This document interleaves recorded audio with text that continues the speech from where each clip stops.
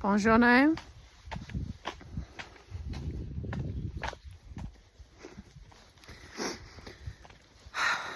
Another day, and another day of just realising what state this country's in.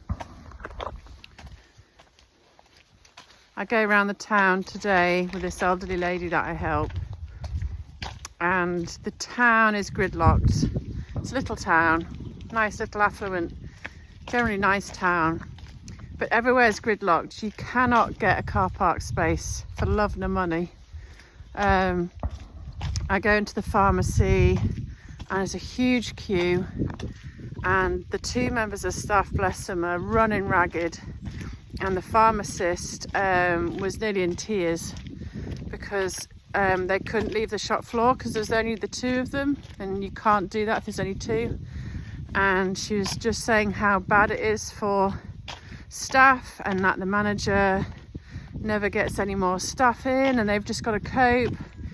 And there was a poor lady who was practically dying. She was so poorly, poor thing, and she was getting desperate for her prescription, and the pharmacist was like, we don't have any in. And then they were asked, she said she'd been to another one and they didn't have any in. I think there's only the one main pharmacy, so she must have gone further afield, but there used to be two and now they shut down once there's only one. Then I had to leave because with the old lady, she couldn't stand for so long, so we didn't get the medications. Actually, they said they hadn't done them yet and they couldn't leave the shop floor to go check, so after half an hour we left.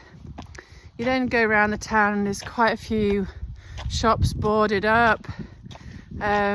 It's just everywhere. You know, if you were visiting this country and the state of the roads and everything else, you'd just be like, is this actually Britain? Is this Great Britain? Because whenever I've been abroad, which isn't very often, but once a year, whatever, I'm always amazed at how clean and generally less busy. Obviously the weather's better than here, but how much better things seem to run. When I was in Croatia last year, you saw a doctor straight away. This lady I was talking to, there was no litter anywhere.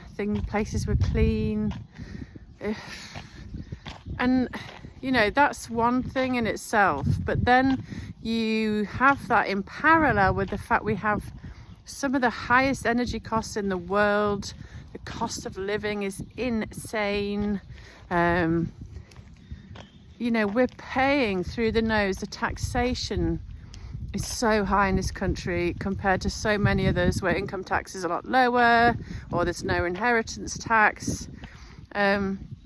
All sorts of things, and you know, the government's just kiboshing every little business it can.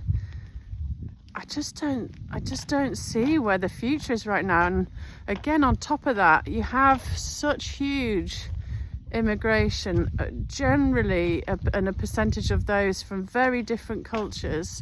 So our own cultural norms and cohesion and legal norms and religious norms, all of these kind of things are getting kind of pushed to the side and watered down. And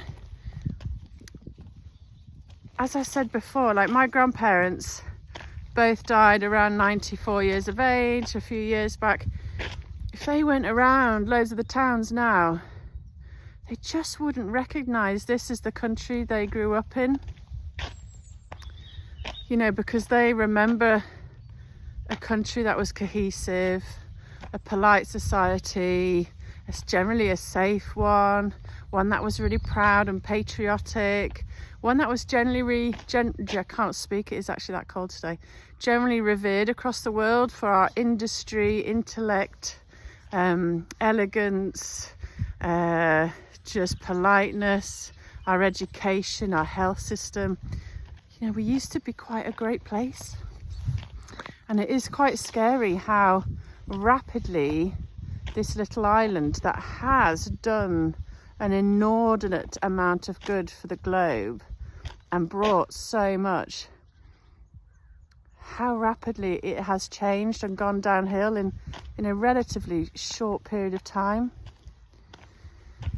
And if only we had somebody like Trump and his team, you could then have hope and be like, thank God we are finally going to get some change, which is how I felt when Boris won his mass majority and we had Brexit, and then obviously nothing transpired from that. But we obviously have the Labour government in power right now, which is just the worst government to have at the worst time. All I can pray is that, as they say when, you know, the USA catches a cold, we get a sneeze, or whatever it is that they say.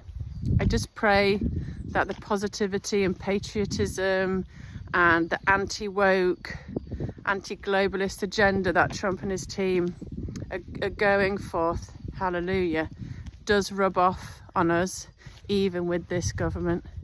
But there's so many things that are concerning, you know, whether it's Bridget Phillipson and her damaging educational policy, or whatever it is, and the anti-business policy.